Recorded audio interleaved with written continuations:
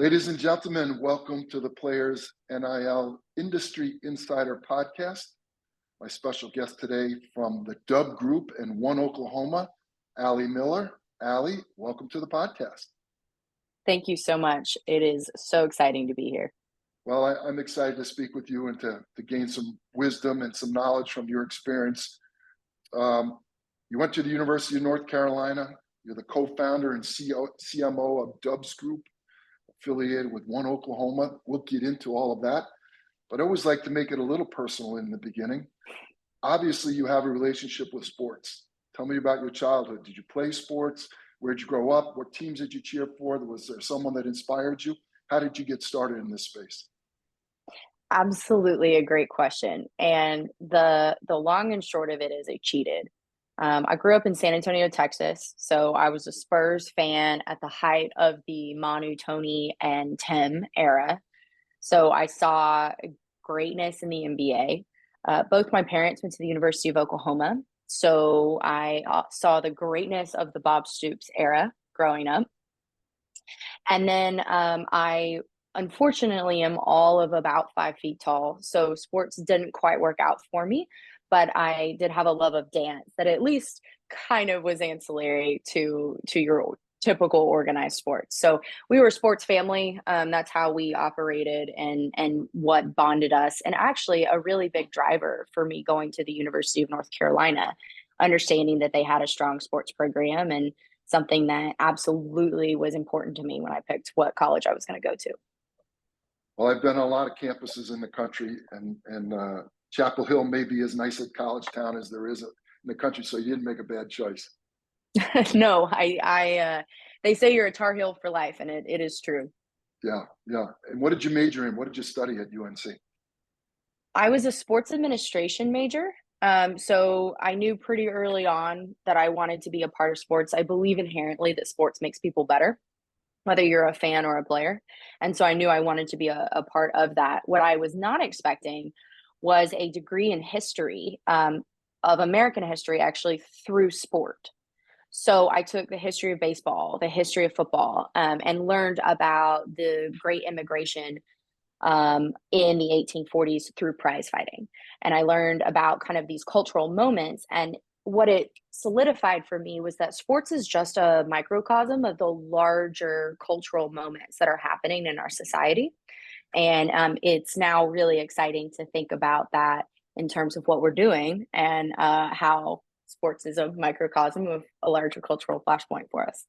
Yeah.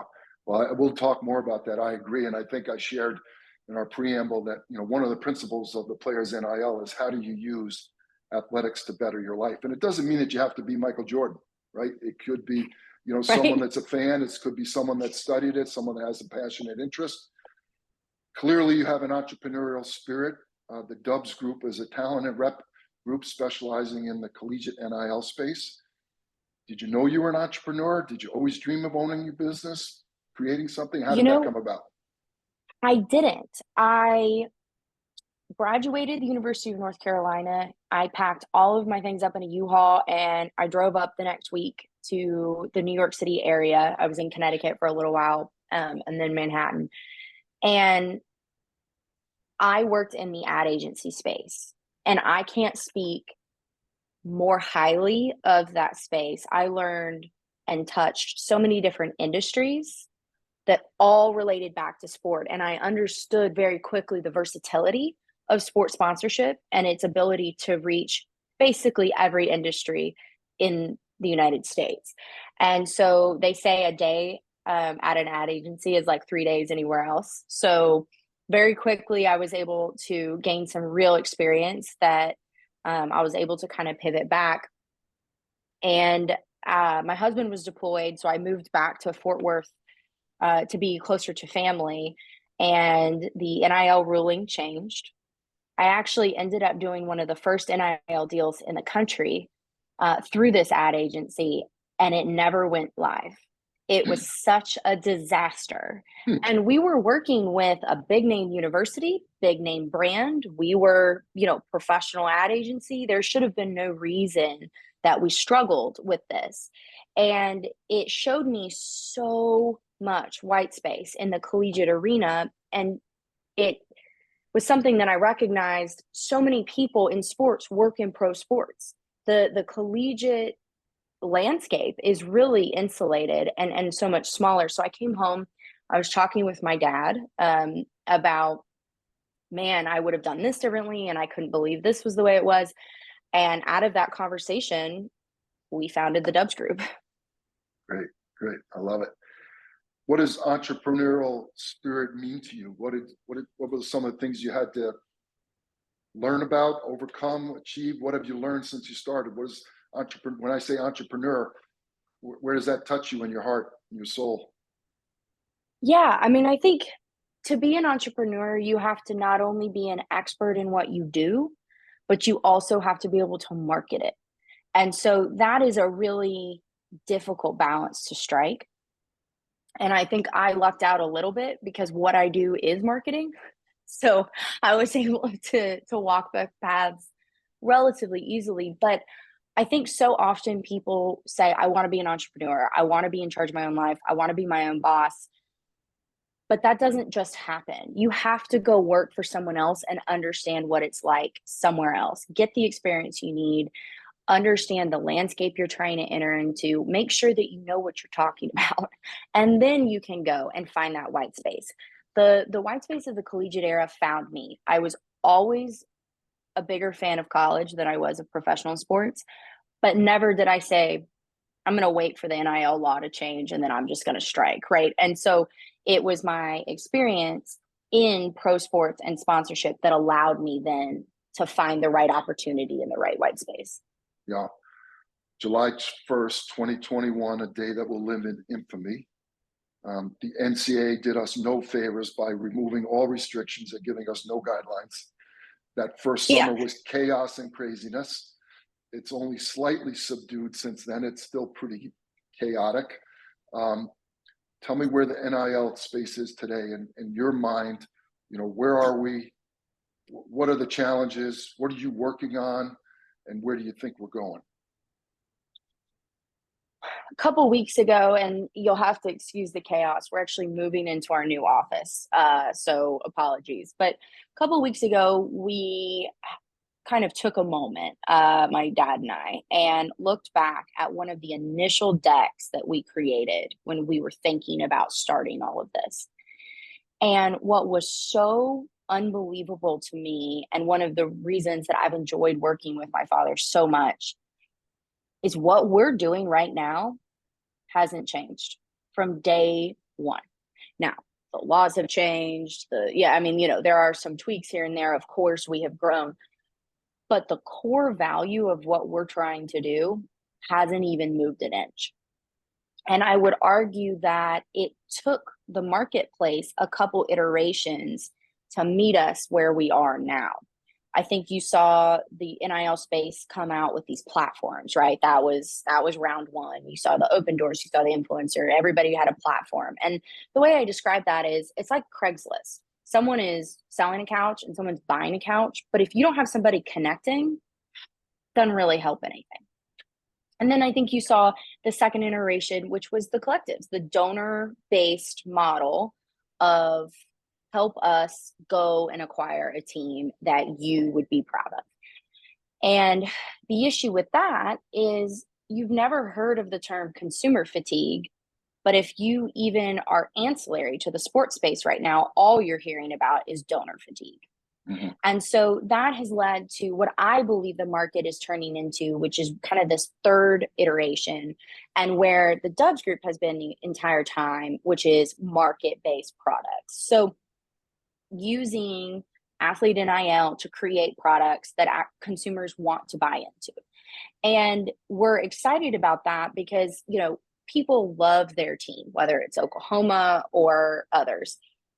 College sports has a way of just igniting a fervor.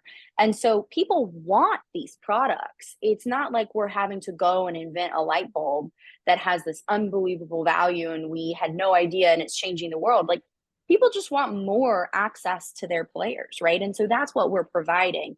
And that's what OU and led by Joe Castiglione saw worth in. And I think what they've kind of invested in with their relationship with us. Great. Great. I love that. It's a great background. So on your website, I read that 75% of the money developed goes to females, 90% to Olympic sports, and 52% people of color. Tell me what One Oklahoma is and what your day-to-day responsibilities are, what your mission statement is, and how you're serving those communities. Yeah, so the Dubs group was able to pay, it was actually 74.9. I did take that 0.1%. I did round it up. We'll forgive you. But 70 yeah. 74.9% of the cash dollars I paid out went to women. And I think that is such a compelling statistic. I think people felt the change in women's sports, but very few people were able to add data behind it. And I was in a unique position to be able to do that. And it came down to a couple key elements. Women are better marketers, and women are more adept at social media, generally speaking. And so when you look at the pizza shuttle up the street or the dry cleaner or your local car dealer, they want value out of what they're doing. And that's what the Dubs group specialized in, right? Which was come do a marketing campaign with this student athlete. And that's how we'll be able to kind of give you an ROI, make this worth your investment. And that's what makes it different than a donor model, right? And so in that, we pride ourselves on finding the right fit. So we have an athlete. She's the point guard at the University of Oklahoma. She's a spectacular bowler. And so anytime I hear a bowling anything, my ears perk up and I say, we got to pitch Nevaeh, right? And so it's finding who they are behind or off of the court that allows us to find the right fit and actually drive a real ROI, just like an influencer marketing campaign would do with anyone else. I love that. So I have coined the phrase, and until someone tells me that they said it before me, I'm going to believe that I started it. It's called real NIL, which is short for realistic NIL. And my view on the college space now is we have the 2%, which are being paid by the donor collective space, primarily football, which I'm sure you're familiar with at Oklahoma, men's basketball, and to some degree, women's basketball. So those are the three sports that dominate the collective, traditional collective space in the last couple of years. But to me, the 98% are more interesting because those are the kids that are really return on value athletes. And that is where the opportunity is for these young student athletes to really celebrate their brand. Every student athlete that plays in college, I don't care if it's at Oklahoma or some community college and every school in between, they probably had some level of success in high school. In their local community, they won some awards, they were written up, they were featured on a news show. They can leverage that. They can learn entrepreneurial skills, develop business skills, create lifelong relationships, and make a difference. And the second part of our company's foundation is the second rule is how do you use athletics to better the lives of the people around you? And so I love what you're doing because those kids that are being paid to run fast and jump high, God bless them. And I'm glad that that's happening. I don't know what skills they're learning. I don't know what value they're getting. I'm not sure what education they're getting in some institutions. But what you're doing is so important. Speak to that and tell me what you found during this female Olympic sport, people of color relationship, and some of the success stories that you've had. I think it's interesting to point out gymnastics in this instance because gymnastics has always been in this really interesting world where they saddle the Olympic space, but are also potentially collegiate, right? And so a lot of these young women have been branding themselves, whether it's through social media, whether it's through merch, for a long time and been kind of prepared either way, right? And the choice that they had to make was, do I want to go to college or do I want to compete for the United States, at the world stage? And they had to make that decision. Now, obviously, they don't have to make that decision quite as sharply. And what it has allowed is for us to see the power of an athlete that is generally familiar with their brand and what that's able to do. I mean, think about the Summer Olympics. Year after year after year, we think about women's gymnastics. And it's because they have been empowered to own their NIL, do something with it. And they're interesting. There's incredible stories. You think about Suni Lee this last year. Oh my God, right? And so that is like a great microcosm example of what can happen in the college space. Same age, and you see a lot of success with women gymnasts. And I'm speaking above and beyond Libby Dunn, right? She's such a cultural flashpoint, such an exception to the rule that I hate including her because I think it really skews the data.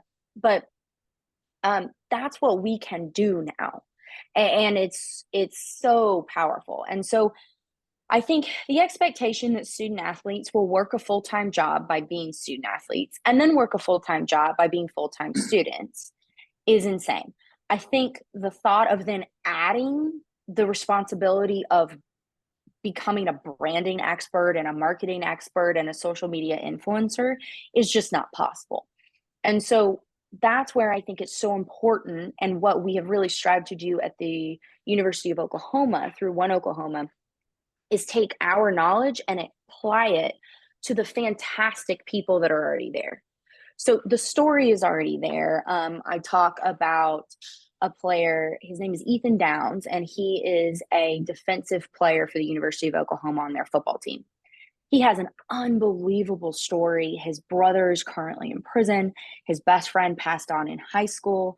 And in so many ways, it's inspiring and unique. And in so many ways, he's just a person and everyone else has a story. And we needed to bring our expertise to the table to bring it out. The fans loved it because they were able to understand him at a deeper level. He was able to tell a story about who he was that had nothing to do with football.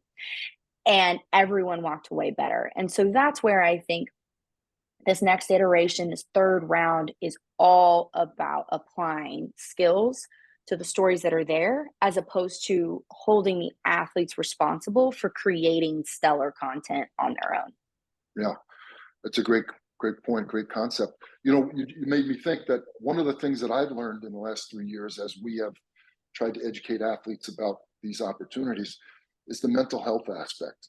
And what I mean by that is, as a parent of 4 Division I athletes and a professional athlete and kids that have competed at the world level, I've been exposed to a lot of student athletes, Olympic athletes, athletes whose careers ended prematurely through injury or financial reasons in the Olympic sports. And I see the crash, right? They were totally put on a pedestal their whole lives. They were known as, Allie Miller, the gymnast, whatever it may be, right? And when the gymnastic part of the description is taken away, who is Allie Miller? When you look in the mirror, who is that person? What do they stand for? What are their interests? And we've had a lot of success in empowering young athletes with letting people know that they're more than just an athlete, to your point. What do you think about that? Do you feel like that's part of your future?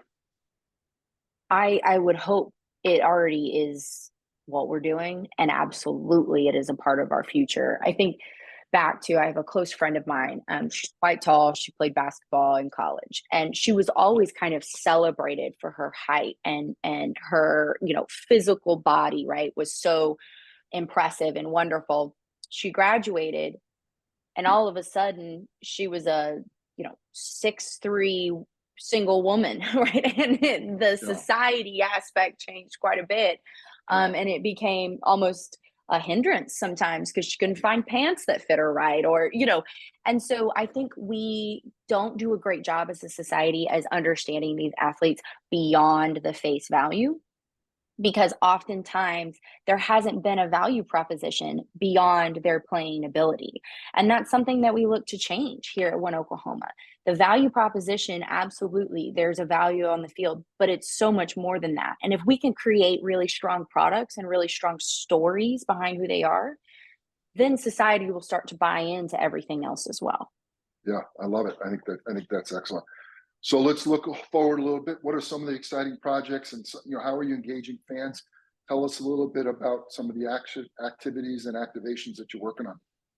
Absolutely. So obviously football season is about to kick off here in the United States, and that is going to change, I think, a lot of people's schedules, certainly ours. So we don't know what we don't know as a first year partner at the University of Oklahoma. And so we're excited to continue to learn. I think it's important that we stay humble and hungry this upcoming season. But, we have a big alumni golf tournament tomorrow. We are starting to be able to have a presence in person, so that our winning members, which is what we call our subscribers, have a real tangible benefit, as well as all of this great content that we've been producing. And so I think understanding who we are in the Norman community is probably the next, big step for us over the course of the next 6 months. Yeah. Well, it's football season, new conference, all kinds of crazy playoffs, 12 teams in the playoff. It's exciting. I happen to be a huge college football fan, and so it's exciting. Actually, I think there's some games starting this weekend, so that'll be fun. Allie, this has been a pleasure. I don't want to take too much of your time, but if people want to learn more about 1Oklahoma and your work, where can they find you? How do they find you on social? It's your chance to shamelessly plug yourself. Absolutely. 1Oklahoma.com will be our website, and at Join 1Oklahoma on every social media platform you can possibly think of. Great. Well, Allie, I think the work that you're doing is spectacular. I think it's valuable. I think it is changing lives, not just paying kids to run fast and jump high, which is great, as I said, but you're going to make a difference. I want to see where these athletes are 5 and 10 and 15 years from now. They'll be great citizens, great partners, great parents, perhaps, great employees, great entrepreneurs, and it will have started from this experience, and that'll be something you can be proud of. So congratulations. Thank you. I hope all of that comes to fruition. Okay.